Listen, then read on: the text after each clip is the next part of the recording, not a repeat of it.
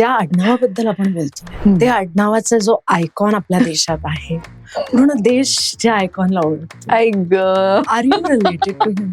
मी खरंच सांगते की मला ना जेन्युइनली त्याच्याबद्दल बोलायचं नाहीये, because I have had talk enough about it. मी तुझी संकल्पना असलेलं तू प्रोड्यूस केलेलं नाटक रिसेंटली पाहिलं, कारुसली रखुमाई. त्याची संकल्पना तुला सुचली कशी? कायम म्हणताना विठू माऊली, विठू रखुमाई, विठ्ठल रुक्मिणी हे जर म्हणतो तर मग त्याचा दुसरा पीओव्ही कुठे आहे? हे सगळं एका बाजूला आणि रखुमाईचा मुद्दा एका बाजूला की तिने रुसणं गरजेचं आहे. मला एका कास्टिंग डायरेक्टरने असं सांगितलं होतं, रीमा, की तू why don't you do a nose job, तुला कामं मिळतील, ओके, म्हणजे तुला लीड मिळेल.